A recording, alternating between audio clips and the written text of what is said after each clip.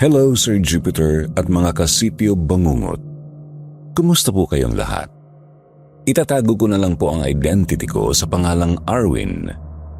Magte-24 na po ako ngayong taon.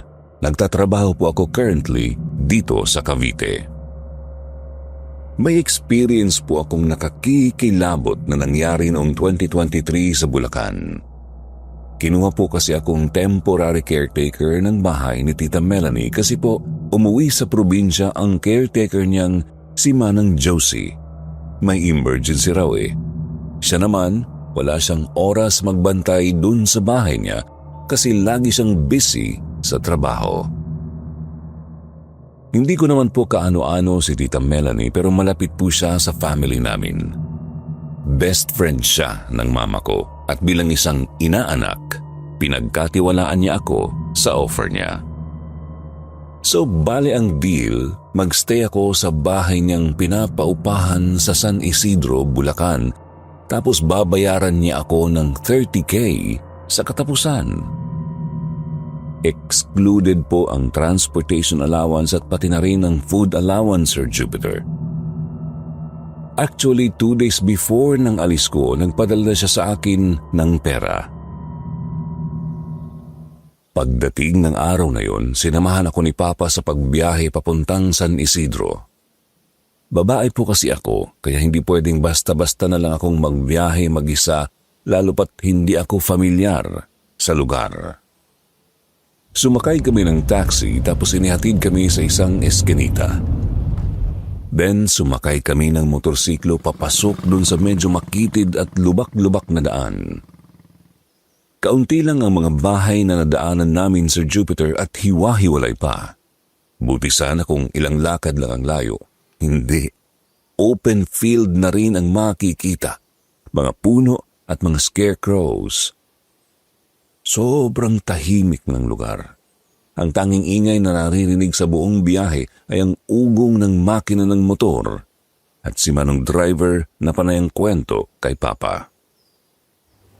Mga 6:00 ng gabi, still hindi pa rin kami nakararating dun sa bahay ni Tita Melanie. Napakalayo talaga. Hapon na rin kasi kami nakaalis ng bahay dahil inantay ko pa si Papa na matapos sa trabaho. Sa kalagitnaan ng biyahe namin, nagulantang kami ni Papa nang biglang pumreno si Manong driver at tumalon ng motorsiklo ng kaunti. Lumiko ang manibela na parang sinadya ng driver at muntikan kaming sumalpok sa malaking puno. Ang higpit ng hawak ni Papa sa akin kasi akala namin mababangga kami. Gago yun ah! Dali-daling bumaba ang driver at may chinek siya sa ilalim ng motor. Nanlalaki ang mga mata niya. May bahid ng takot at gulat ang reaksyon niya, Sir Jupiter. Napansin ko rin ang panginginig ng kanyang kamay. Bumaba kami ni Papa, sabay na patanong sa driver kung anong nangyari. Yung tono ng pananalita ni Papa parang anytime sasapukin niya yung driver kaya minabuti kong hindi makalapit at pinakalma siya. Napapakamot sa ulo, humugot ng malalim na hininga si Manong driver. Hindi siya makatingin sa amin. Panay pa rin ang hanap niya ng kung ano sa ilalim ng motor. May tumawid kasing bata Hindi ko alam kung saan siya galing. Parang bigla na lang siyang lumitaw dun sa gilid tapos tumakbo. Ayun, sinubukan kong pumreno pero nabundol ko rin pala. Kita ko yung pagbangga niya mismo sa motor Nagkatinginan kami ni Papa. Pareho kaming nakatingin kanina sa harapan, so imposible na hindi namin napansin kung meron mang dumaan. Sure naman na rin ako na wala talaga kaming nakita na may tumawid. Dagdag pa ni Manong driver, nakasuot ng dress ang bata at walang sapin ang mga paa. Siguro nasa 10 years old daw ang taas.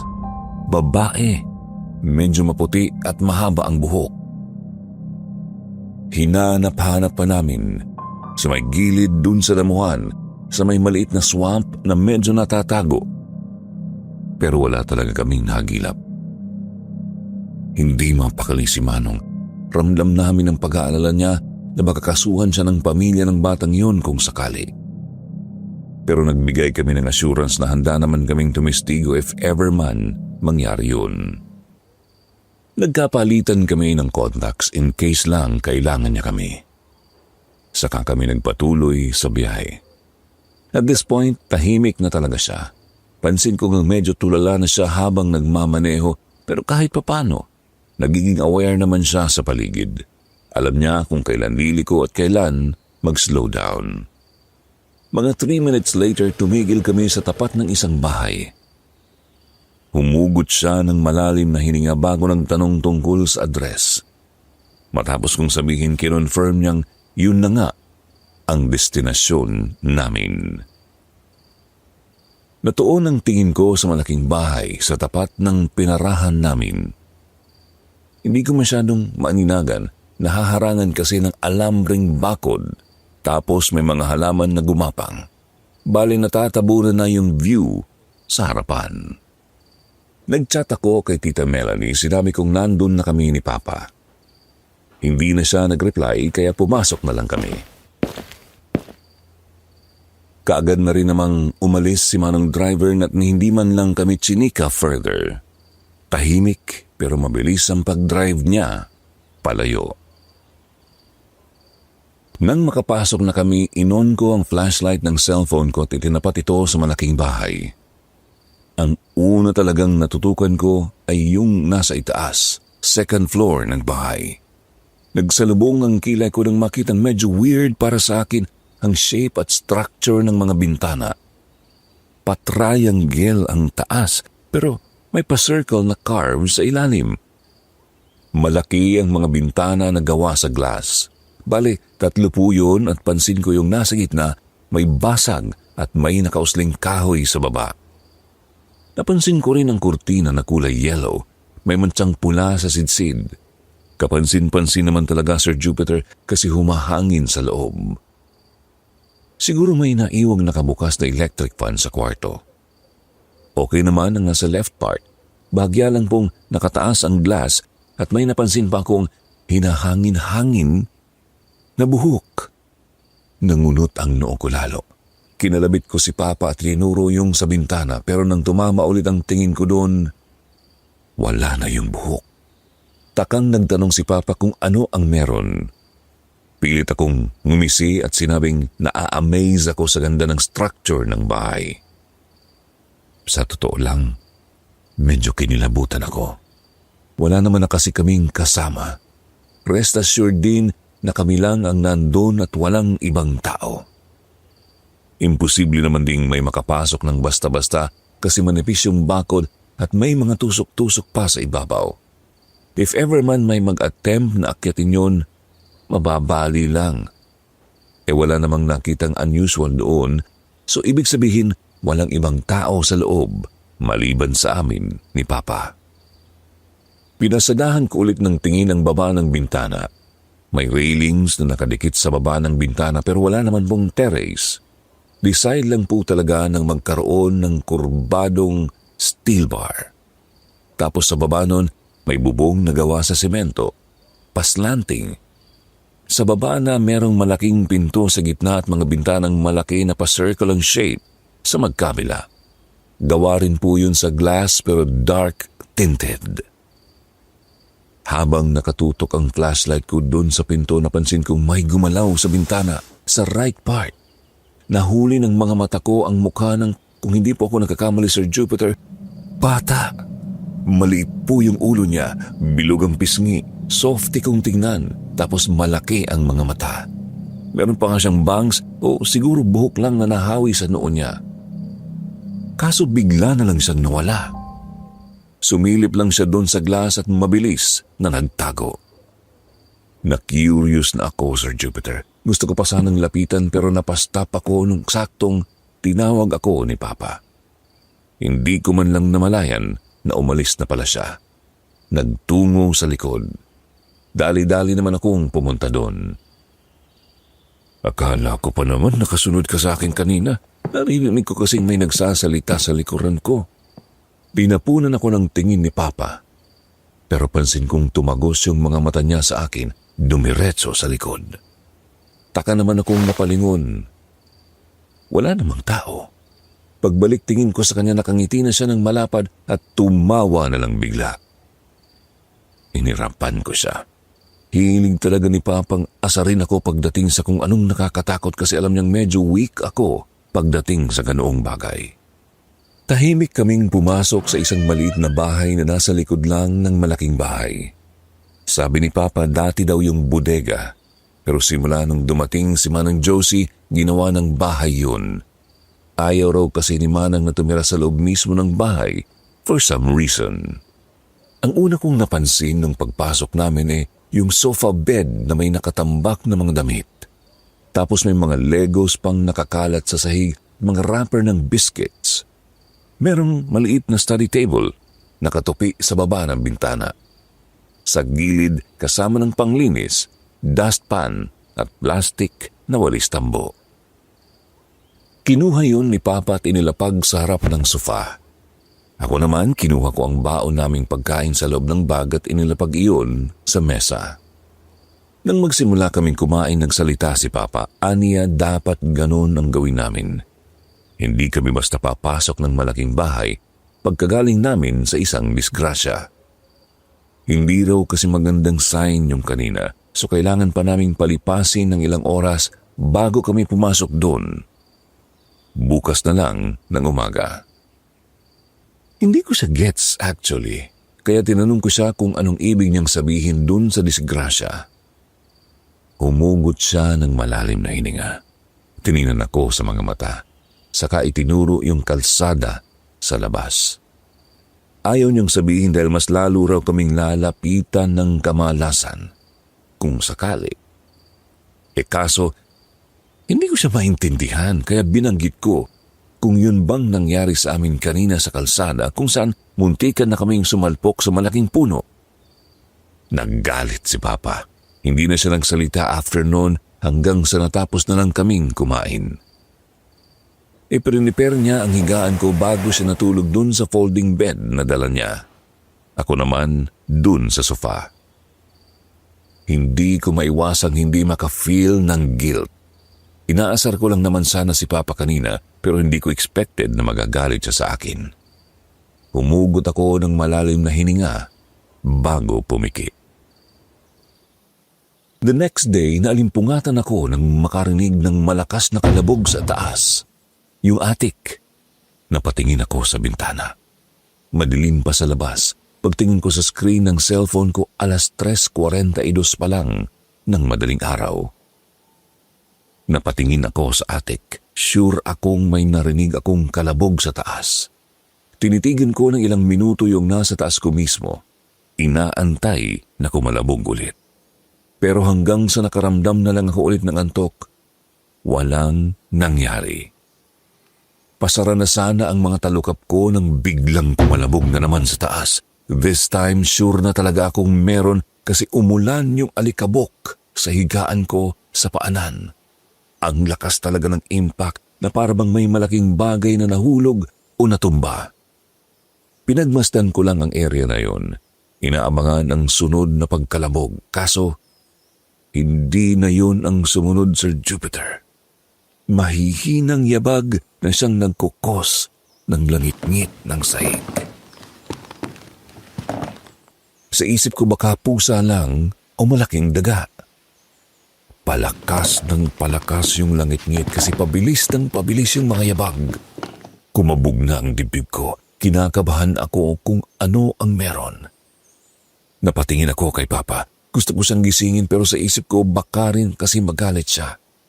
Mahirap pa naman kapag nagtampo yun pero ano bang magagawa ko? Bumangon ako.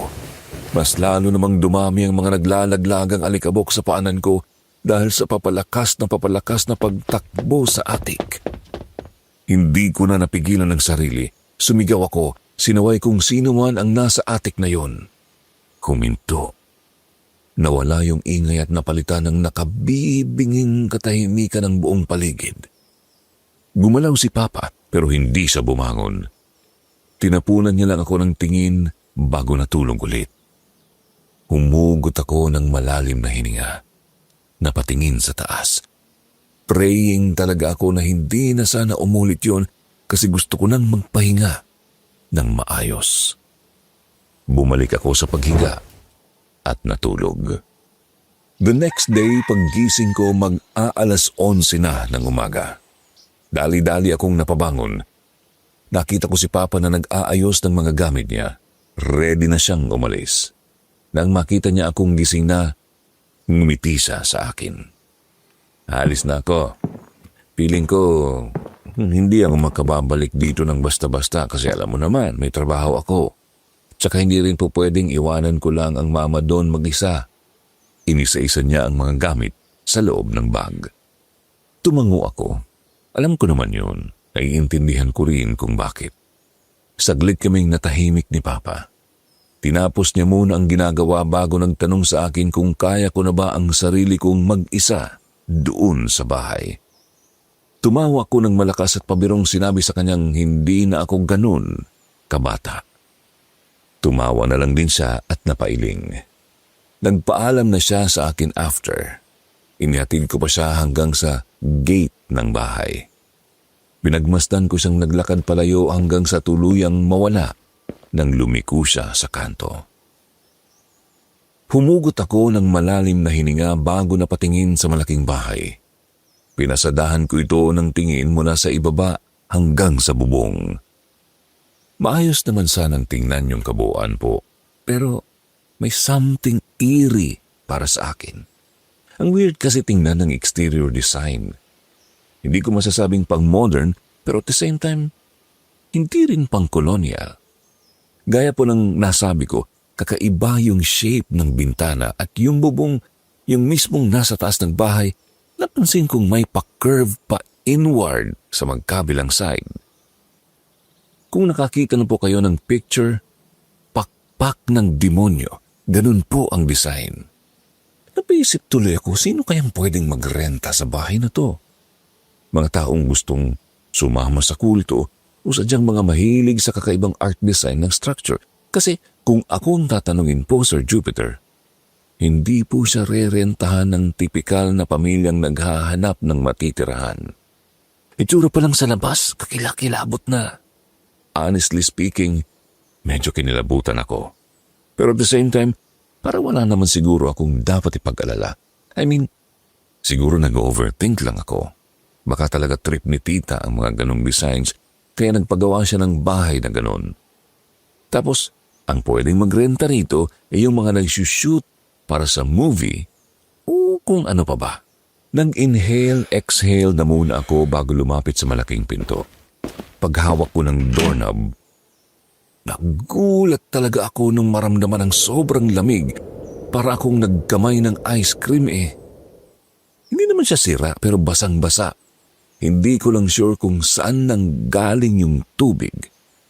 Wala namang tumutulo kasi sa bandang yon. Natatawa akong napailing. Sabay na malakas na pinihit ang knob. Pinush ko ito papasok. Grabe ang bigat! Mas lalong nakabibigat ng pakiramdam yung ungot ng bisagra. Paputol-putol, masakit sa tenga. Habang palaki ng palaki ang amang ng pinto, mas lalo naman itong bumibigat. Yung tipong napapangiwi na nga ako sa bigat pero pinipilit ko pa rin. Hingal na hingal ako nang tuluyang mabuksan ang pinto. Napaupo ko sandali sa sahig dahil sa pagod pero natigilan ako ng makaamoy ng perfume. Rosemary na may halong olive oil, as in parang may lumapit lang sa akin. Nagstay ng ilang segundo sa harapan ko tapos nawala. Nanindig ang balahibo ko. Unti-unting nawala yung amoy na parabang lumayo sa akin, Sir Jupiter. Dali-dali naman akong tumayo at sinubukan ko pa yung sundan hanggang sa labas. Pero wala na talaga. Hindi ko rin alam kung saan ang naging direksyon niya. Bumalik ako doon sa loob. Doon ko pinagtuunan ng pansin kung ano ang meron sa sala. Medyo madilim at malamig ang loob kahit matirik ang araw sa labas. Natatago rin kasi ang loob at dark-tinted pa ang mga bintana. Walang ibang bintana doon. Yun lang talagang nasa harap. Merong round table na gawa sa glass na nasa bandang gilid sa left part. Tatlo yung upuan na puro pa circle din. Sa ibabaw ng mesa may nakalagay na flower pot. Walang laman, pero yung tatlong upuan, may mga kaunting buhangin sa ibabaw.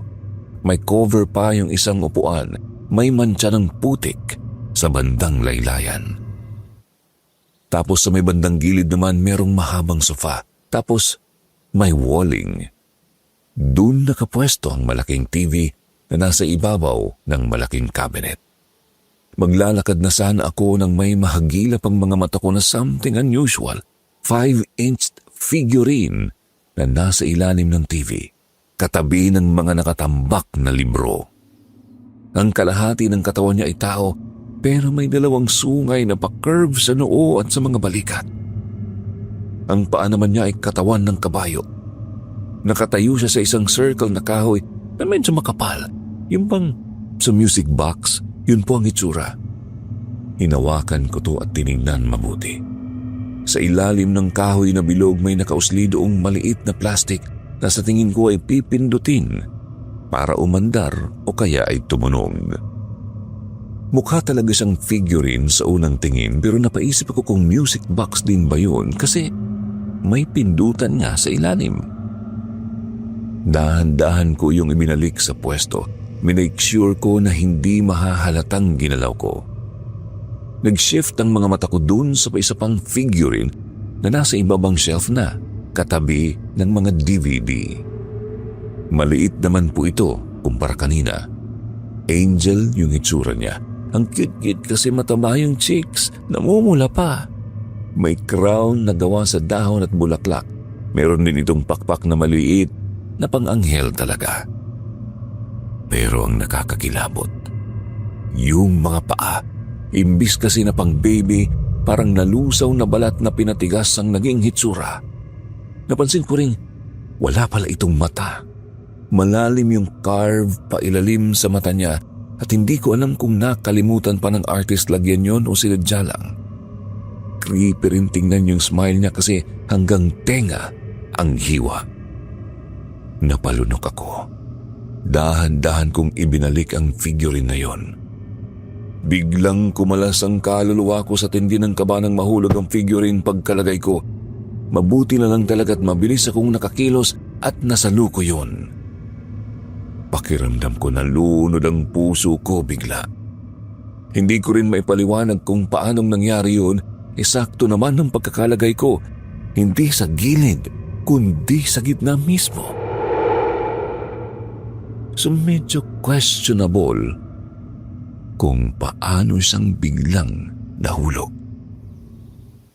Nang sa wakas ay maayos ko na naglakad ako palayo doon. Pagtingin ko sa right side, nandun ang pa-curve na hagdan papuntang second floor. Kakaiba rin ng style. Mga twigs na pinag-align para maging railings at gawa naman sa malaking sanga yung body ng hagdan. Pag-angat ko ng tingin sa taas, nagsalubong ang kilay ko nang makita ang nakabitin na lubid. Kung hindi ako nagkakamali, may hagdan dun sa taas tapos ipupul yung PC para maabot. Pero ano naman ang purpose? Grabe ang weird ng pag-artistic ng bahay na to. Gusto ko talagang matawa pero magmumukha naman akong bastos.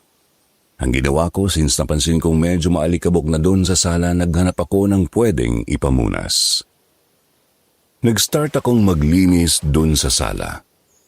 Naabutan ako ng halos kalahating oras dahil sa kung ano-anong mga alikabok na nasa sulok ng mga gamit doon. Pagkatapos napunta ang atensyon ko sa kusina. Nahulog ang mga tingin ko sa estante ng arc entryway na may mga paa doon ng bata. Nakasuot ng medyas na puti pero walang sapatos. Nakainat sa ere pero walang nakikitang katawan o ano, as in isang paa lang. Pero nawala ito kaagad. I thought na malikmata lang ako kaya hindi ko na muna ito pinagtuunan ng pansin. Nang-aalis na sana ako sa sala para kunin yung walis tambo na nasa tabi ng hagdan, kamay na naman ang nakita ko.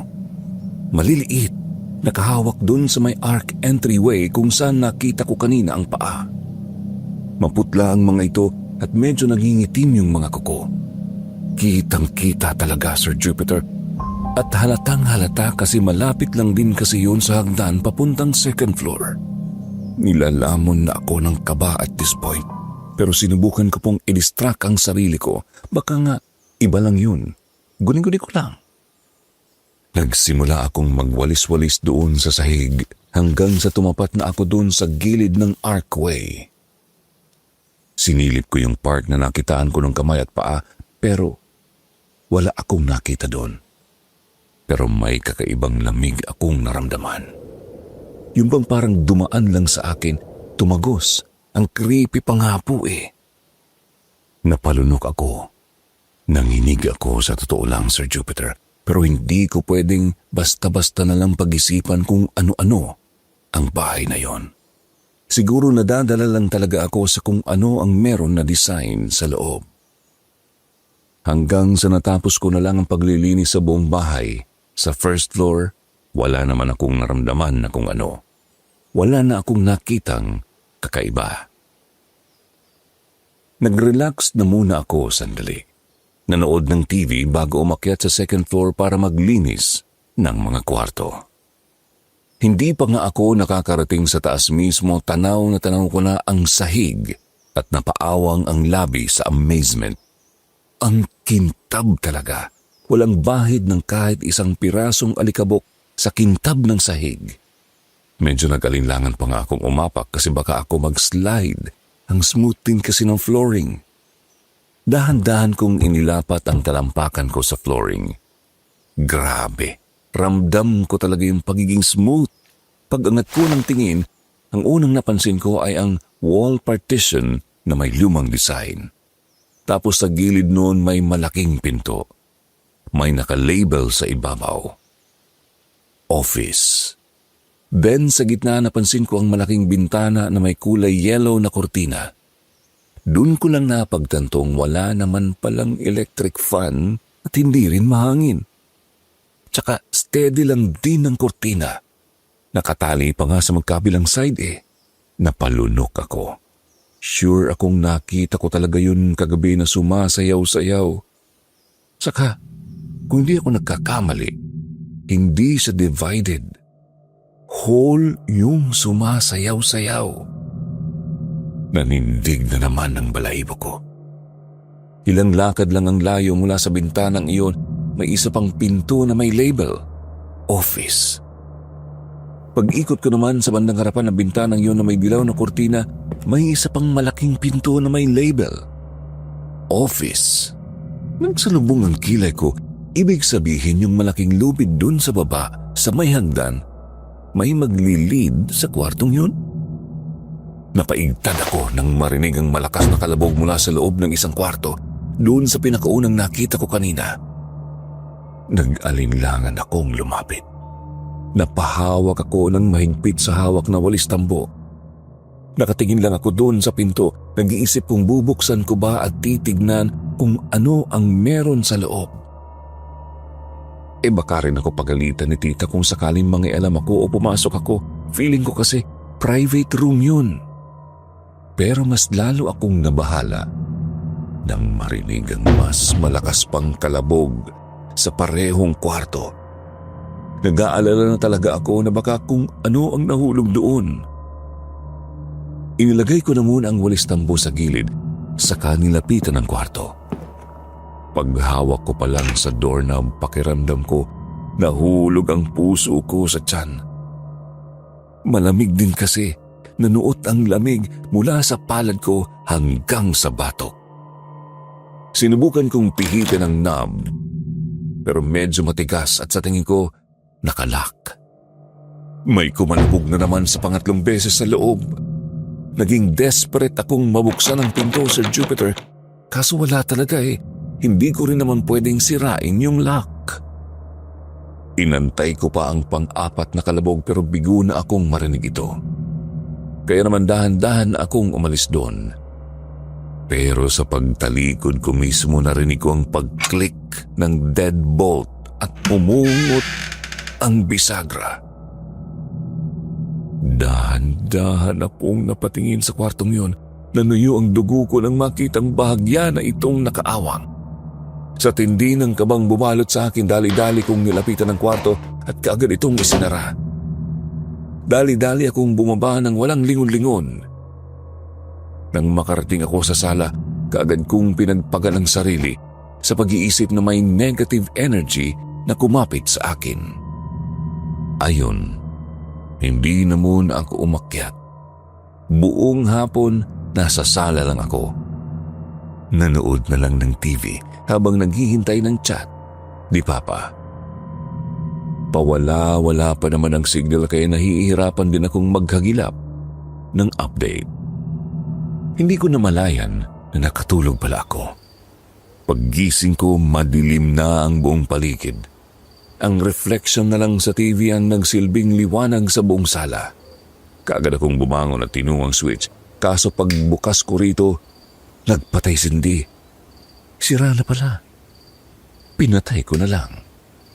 Pumunta ako sa kusina. Pinailawan ko yung main switch para doon sa gitnang bahagi at pati na rin ang loob ng area na yon. Nag-prepare na ako ng dinner ko. Mukhang walang pag-asang darating si Papa, which is okay lang din naman. Naiintindihan ko naman kung bakit. Kailangan din ng kasama ni Mama sa bahay. Trabaho ko rin to kaya hindi ko dapat laro-laruin lang. Around 8 p.m. inilapag ko na ang dinner ko sa sala. Gusto kong manood habang kumakain since wala naman akong magawa. Iniwan ko na muna ang pagkain ko sa mesa tapos bumalik ako ng kusina para kumuha ng tubig. As much as I can remember talaga, Sir Jupiter, boiled egg ang inilagay ko sa ibabaw ng plato ko bago ko iniwan. Pero nagtaka ako nung pagbalik ko. Isa na lang yung itlog. I thought, nag-assume lang akong 3 yung dinala ko sa sala, kaya bumalik ako ulit ng kusina para kunin yung 2 pa sanang itlog. Kaso wala eh. So, confirm na 3 nga ang dinala ko sa sala. Imposible namang naduling lang ako. Hindi naman na kasi ako satisfied sa isang itlog lang. Palagi po iyong 3. Pagbalik ko sa sala, laking gulat ko na lang nang makitang 2 na ito. Humugot ako ng malalim na hininga. Napakamot ako sa ulo, saka padabog akong naupo. Kinain ko na lang yung 2 itlog at pagkatapos hinugasan ko na muna ang mga kinainan ko bago bumalik sa sala. Believe it or not, Sir Jupiter at mga ka-SB, nandun sa ibabaw ng mesa ang itlog na nawawala kanina. Nasa gitna mismo. Parang bago lang din inilagay kasi umuuyog-uyog pa. Hindi ko na alam kung maiinis ba ako o ano, pero padabog kong dinampot ang itlog at kinain. Nang maubos ko na ito, biglang bumaliktad ang sikmura ko. Napatagbo ako sa CR at doon ko inilabas ang itim na malagkit na kung anong maliliit. Hindi ko alam kung ano yun. Parang kanin yung itsura niya. Nakakasulasok pa yung amoy dahilan kaya nasuka ako ulit. Halos ilabas ko na ang lahat ng kinain ko. Naabutan ako ng halos kalahating oras sa banyo, Sir Jupiter. Hingal na nga akong napatayo at nanginginig ang buong katawan ko. Pagkalabas ko doon, tinawagan ko kaagad si Papa kaso dahil sa signal, nahirapan pa ako. Lumabas ako ng bahay. Pinilit ko ang sarili kahit nanginginig na ang mga tuhod ko. Itinabat ko ulit sa tenga ko ang cellphone nang mag-dial ako kay Papa. Ilang saglit, may sumagot sa kabilang linya. Walang may nagsasalita. Mahinang static noise lang ang naririnig ko, panay ang hilo ko pero wala pa rin sumasagot. Nung ibababa ko na sana, narinig kong may lalaking nagsalita. Itinapat ko ito sa tenga at tinawag ko si Papa. Diretsong sinabi sa kanya ang nangyari sa akin. Pero naputol ang mga salita ko nang marinig ko ang garalgal, malalim at mahinang igik sa kabilang linya. Tuluyan kong nabitawan ang cellphone at walang ano-anong napatakbo palayo ng bahay. Pagdating ko sa may gate ng bahay, doon ako naaberya. Nahihirapan kasi talaga akong makalabas doon kasi sumasayaw-sayaw yung bakod at gawa pa sa marupok na kahoy yung stand niya. Tumutulo na ang luha ko Nanginginig pa lalo ang kamay ko at paa. Pinapangunahan na ako ng isip ko, Sir Jupiter. May taong nakaabang sa akin sa labas ng bahay. Naramdaman ko yung presensya niya. Habang pinipilit kong ang mabuksan ang gate, panay naman ang tingin ko sa likuran. Ramdam kong may nakatingin sa akin. May taong gustong patayin ako. Mas lalo pa akong nanghina. Napapasigaw na ako ng saklolo pero wala namang nakakarinig. Naririnig ko na yung mga kaluskos na papalapit sa akin kahit wala namang kahit anino ng tao. Sumagi sa isip kong umakyat na lang talaga sa bakod para lang makatakas at yun nga ang ginawa ko. Wala na akong pakialam kung masira yun at pagalitan ako ni tita. Ang alam ko lang kailangan kong ang makaalis sa lugar na yun. Walang daladalang cellphone at hindi alam ang pupuntahan. Madilim pa ang paligid kasi wala man lang kailaw-ilaw sa area. Pasalamat na lang ako sa liwanag ng buwan kasi kahit papaano nadidetermine ko pa kung saan yung palayan at kalsada. Tumakbo ako ng tumakbo hanggang sa makalayo na. Mabuti na nga lang at sinalubong ako ng isang mama. Naawa siya sa akin at kaagad akong tinulungan. Sinabi ko sa kanya ang buong pangyayari tungkol doon sa tinutuluyan kong bahay. Halos hindi nga lang niya maintindihan ng mga pinagsasabi ko dahil sa hagulgol. Isinama niya ako pauwi sa kanila. Pinagtimpla ako ng gatas ng kanyang asawa. Nung makakalma na ako, saka ako nakapagpaliwanag ng maayos tungkol sa kung ano ang nangyari. Doon ko lang din napansin na pati pala damit ko, nasukahan ko. Pinagbihis nila ako at doon ako nagpalipas ng gabi. The next day, dinala ako sa ospital para ipatingin kung ano ang meron sa akin. Kahit hindi na ako sumuka, still nagpatingin pa rin ako kasi nararamdaman ko na rin ang pagbaliktad ulit ng sikmura ko. Kaso sabi ng doktor, wala naman daw siyang nakitang kakaiba sa akin. Posibleng panis lang yung itlog na nakain ko at nakatrigger yun. Mabuti na nga lang daw at naisuka ko ang lahat kasi posibleng food poison ang abutin ko. Binigyan lang ako ng antibiotic ng doktor para pampawala ng sakit ng tiyan. Pagkatapos, pinauwi na kami. Nag-alinlangan ako kung dapat ba akong bumalik doon sa trabaho o umuwi na lang sa amin. Hindi naman na pwedeng manatili ako doon sa bahay ng mga matatanda, pero hindi naman na sila pumayag na agad-agad akong umalis. Pinagpahinga na muna ako saglit. Tapos nung makapag-isip-isip na ako, saka ko sinabing, babalik na ako sa bahay na yon. Inihatid ako ng mama hanggang dun sa area kung saan kami nagkita. Bali, one way lang naman, so hindi ako mawawala. Mga ilang minuto rin ang inabot ko sa paglalakad bago ko narating ulit ang bahay. Napahinga ako ng malalim nang makita ang laki ng damage sa nagawa ko. Out of panic lang talaga yun. Napangunahan ako ng takot dahil sa nangyari. Nakita ko pa ang cellphone ko na nasa damuhan. Basa na dahil siguro umulan kagabi pero hindi ko naman yun napansin kasi nasa loob lang ako ng bahay at nakatulog ako kaagad. Nang masiguro kung okay pa ang cellphone ko, tinawagan ko ulit si Papa. Mabuti na lang talaga at nakontak ko na siya.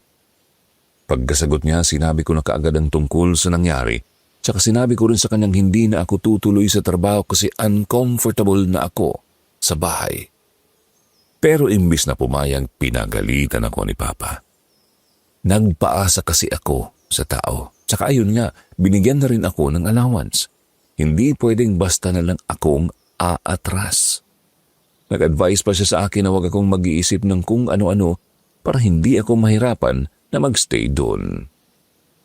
Wala akong nagawa. Sinunod ko na lang ang sinabi ni Papa. So ayun, Sir Jupiter, sa loob ng ilang araw na stay ko doon sa bahay, wala naman na akong napansin na kakaiba. Di gaya nung dati na parang may something weird. At some point, naging okay din naman ang trabaho. Pero lingid sa kaalaman ko, Sir Jupiter, napatikim lang pala yun ng pagtitiwala. Mga running 2 weeks na ako sa bahay na yun, dito unti-unting nilamo ng katatakutan ng buong paligid. Kung dati patikim-tikim lang kung ano ang meron, ito biglaan. One time kasi, Sir Jupiter, kauuwi ko lang galing sa pagbili ng pagkain ko. Natigil ako sa pinto nang mapansin ang isang figure ng bata. Nakatayo to sa bintana sa right part, first floor. Hindi ko nakikita yung buong katawan niya kasi natatabunan ang bandang ulo ng kurtina. Yung klarong-klaro ang katawan niya. Round yung tiyan, medyo chubby, at sa tingin ko sobrang higpit ng damit na suot niya. Hindi ko rin kita yung mga paa kasi natatabunan ng frame sa baba. Nakasuot siya ng puting damit. Naalala ko bigla ang sinabi ni Manong driver dati. Yung batang babaeng nakita niyang nakaputi na biglaan na lang tumawid sa kalsada noon. Napalunok ako. Nagsimulang kumabog ang dibdib ko. Nagtalo ang isip ko kung dapat ba akong pumasok o ano. Ipinikit ko ang mga mata at saglit na nag-inhale, exhale. Pagmulat ko ulit, nawala ang bata. Hindi ko alam kung ano ang pumasok sa isip ko that time.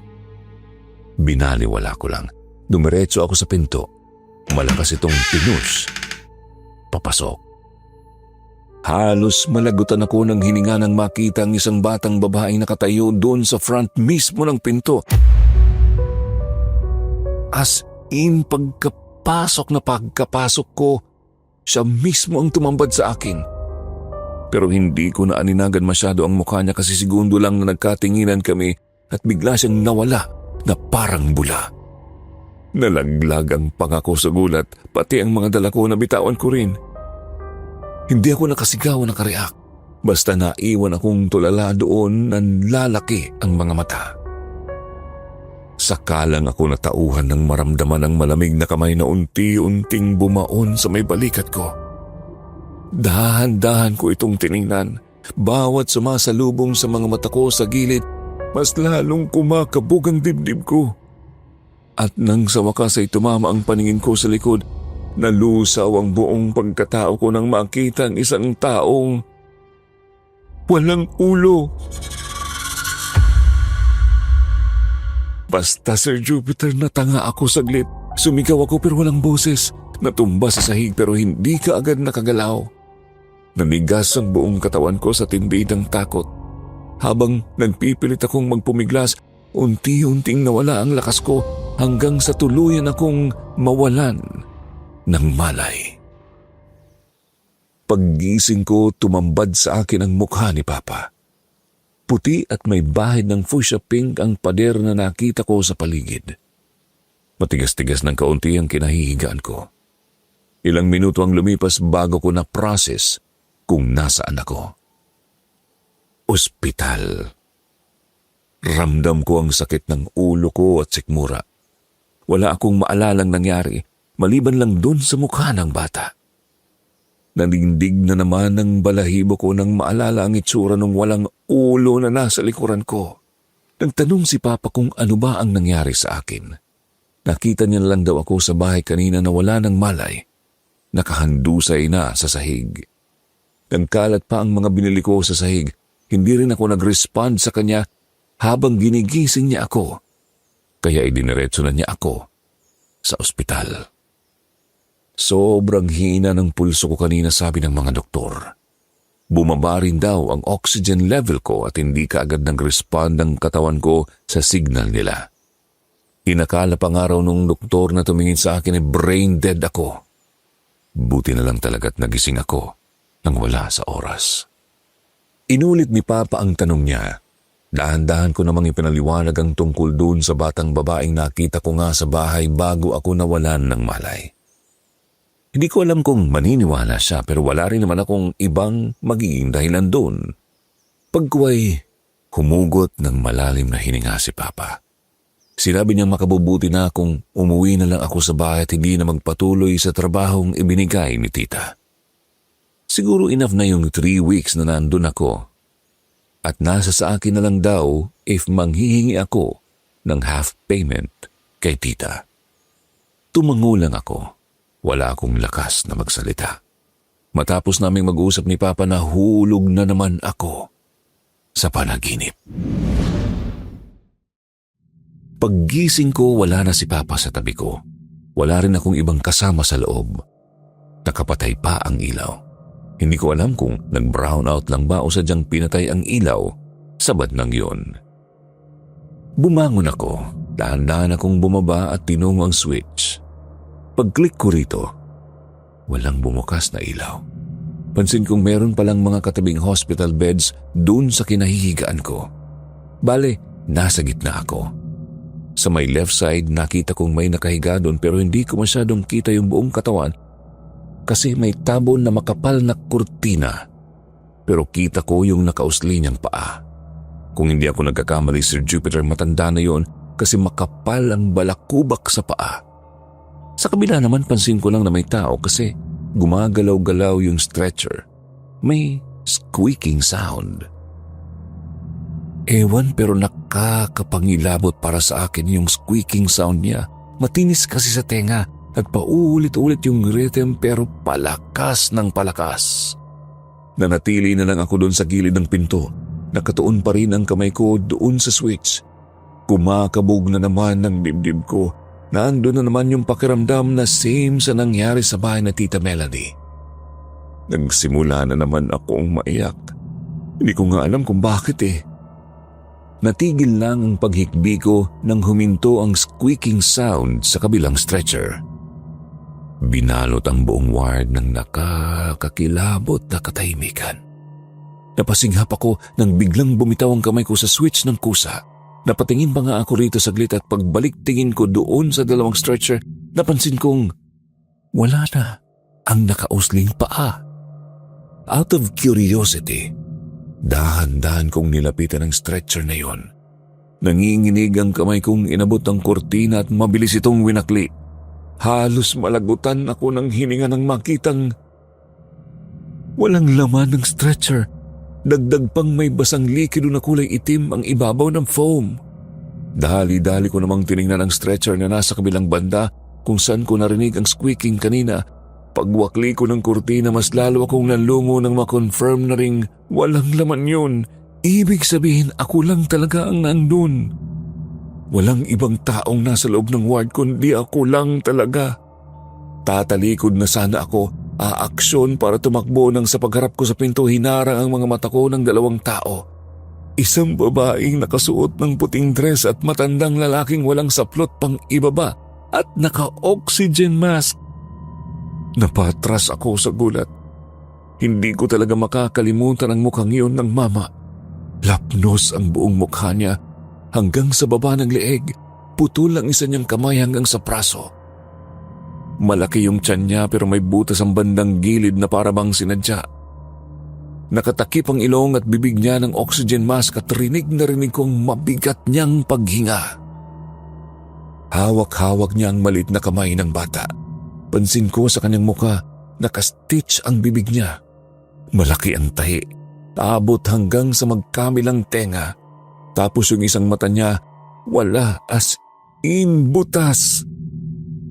Nakasuot siya ng puting dress na may bahid ng dugo sa laylayan at nakasuot rin siya ng medyas na puno ng putik.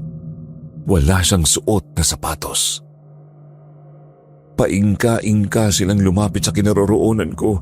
Palakas ng palakas ang kabog ng dibdib ko. Hindi ko alam kung ano ang gagawin. Wala akong idea paano sila kakausapin o kung paano ko sasabihin na layuan nila ako. Ang ginawa ko na lang, umiyak. Napahawak ako dun sa railing ng stretcher. Mahigpit, saka ako bumulong sa kanila. Nagmakaawa na wag akong gagalawin at hayaan akong mabuhay malayo sa kapahamakan. Wala naman din akong ginawa sa kanila.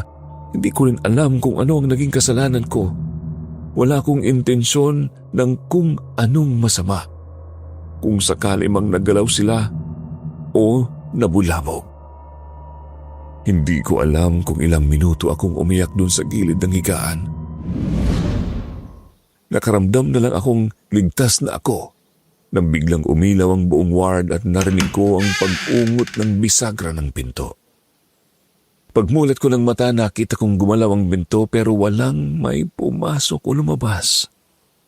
Nang may nakita akong nurse na dumaan, hinugot ko ang buong lakas ko para gumapang papunta doon sa pinto habang tumatawag ng tulong. Good thing na narinig ako ng nurse. Nataranta pa siya nang makita ang sitwasyon ko. Dali-dali siyang nagtawag ng tulong sa mga co-nurses niyang dumaan lang din.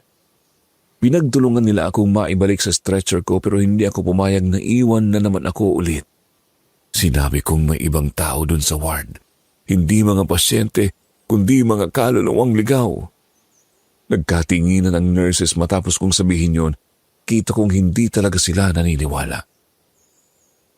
Kaya naman, winakli ko ang isang kortina kung saan nandoon ang matanda. Umiingting pa ang pangakong itinuro ang bandang yun. Sinigurong walang laman pero merong mantsa ang stretcher. Pero laking gulat ko nang makitang may babaeng nakahiga roon, nakatingin sa amin. Napanganga ako sa gulat at hiya. Takang-taka siya kung ano ang meron at kung bakit ko siya biglang itinuro sa nurses. Hindi ko alam kung ano ang sasabihin ko. Siguro siya yung multo. Siguro pinagtripan niya ako kanina. May ginawang prank sa akin? Ano bang pwedeng maging dahilan dun? Kung ano-ano ang hinalungkat ko sa utak ko para maging explanation, kaso wala. Naging empty-brained ako bigla. Dahan-dahan kong binitawan ang kortina at dali-daling pinuntahan ang isa pang space doon. Pagwakli ko ng kortina, nandun ang isang lalaking payat, natutulog ng mahimbing. Naguluhan ako. Imposible naman na sila yung kanina. Sa isip-isip ko, nasaan yung bata? Paano silang nawala kaagad? Yung mantsa ng siguro dugo sa stretcher nandun pa kaya? Bago lang bang dating yung babae? Tumulo na naman ang mga luha ko. Hindi ko alam kung ano ang gagawin. Unti-unti akong natunaw hanggang sa mapahagulgol ako sa sahig. Sinabunutan ko ang sarili ko. Feeling ko na babaliw na ako, Sir Jupiter. Feeling ko may schizophrenia ako kaya nagkakaganon na ako. Baka merong pinainom na gamot sa akin si Papa o kaya naman si Tita Melanie. Baka gusto na nila akong patayin. Naalala ko bigla yung pagsuka ko ng itim. Siguro si Papa ang gumawa nun kasi wala naman akong ibang masisisi talaga kundi siya lang. Panay pa naman din ang bisita niya sa akin kahit papano at siya rin yung nagbigay ng mga itlog na yun na niluto ko. O baka naman talagang kasabwat niya ang bata at ang lalaki kanina. Gusto nila akong patayin. At some point, Sir Jupiter, alam kong wala ako sa sarili.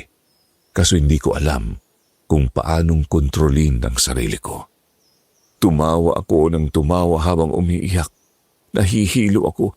Feeling ko nilalamon na ako ng buong paligid.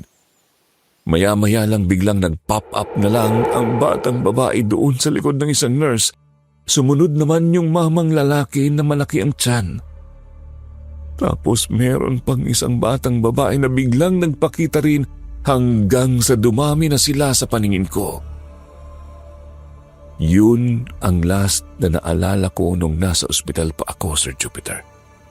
Sabi ni Papa mas grabe pa yung nangyari sa akin after a few days to the point na sinasaktan ko na ang sarili ko at hindi na rin ako makontrol ng nurses at doctors. Ang ginawa nila, inilagay ako sa isolation room ng ilang araw. Inabot ako ng halos 1 linggo sa isolation room.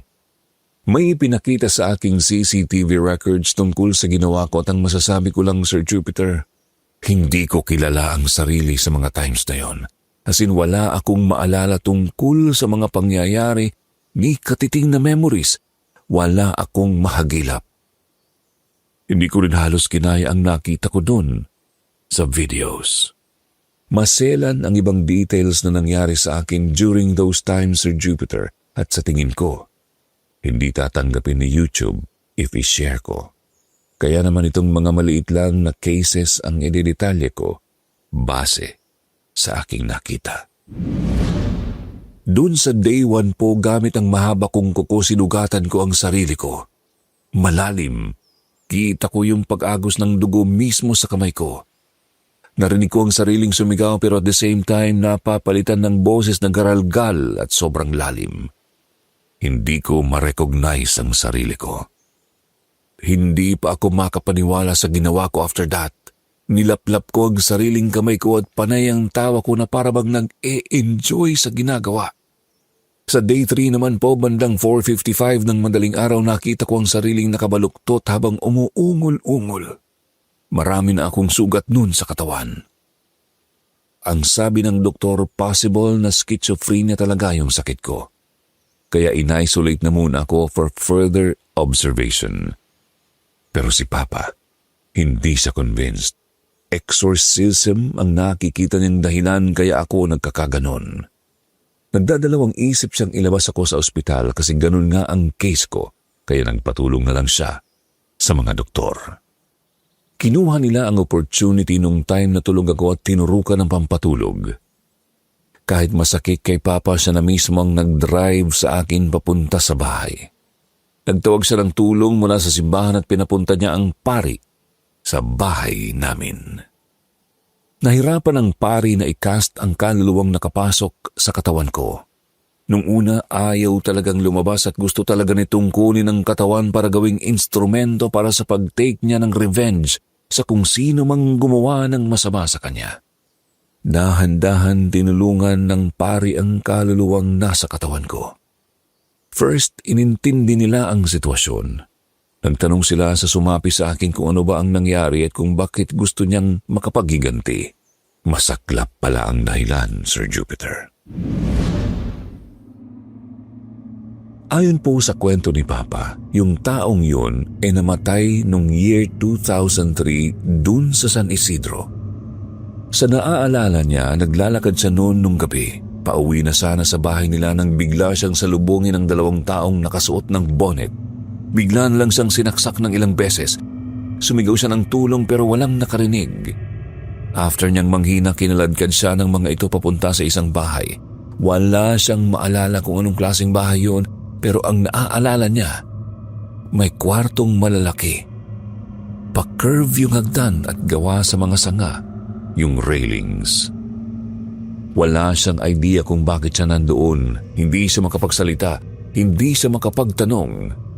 Iniinda niya yung sobrang sakit sa mga tama niya. Pagkatapon sa kanya doon sa loob ng malaking kwarto, saktong tumilapon siya sa tabi ng isang batang babae. Nadaganan pa siya ito. Coincidentally, yung batang babaeng yun, apo niya. Wala na siyang buhay. At that point, ilang araw na rin siyang missing at isa rin yun sa mga dahilan kung bakit gabi na siya nakauuwi. Hinahanap niya ang apo niya. Sinunog ang mga katawan nila. Hindi ko sure kung dun ba sa kwartong yun, basta sinunog sila ng buhay. Yun lang ang kwento ni Papa sa akin. After that, tinulungan ng pare na makatawid yung kaluluwang yun sa kabilang buhay, pero nangako silang bibigyan nila ng kasagutan ang pangyayaring yun. Habang nagpapagaling ako sa bahay, nagkaroon ng investigation dun sa bahay na pinapaupahan ni Tita. It turned out, nung panahong yun, ginawa pala itong bahay ng mga cult-related people. Bali yung bahay ang ginawa nilang headquarter para sa mga nahahanap nilang sacrifice. Dati lang naman yun. Noong 2010, tuluyan na siyang iniwan bilang headquarters at ginawa ng bahay. Binili yun ni Tita Melanie dahil sa ganda ng art nito, not knowing about the history ng bahay. Kung hindi pa nagkaroon ng investigation sa bahay na yun, hindi niya talaga malalaman na meron pala itong nakabaong kababalaghan.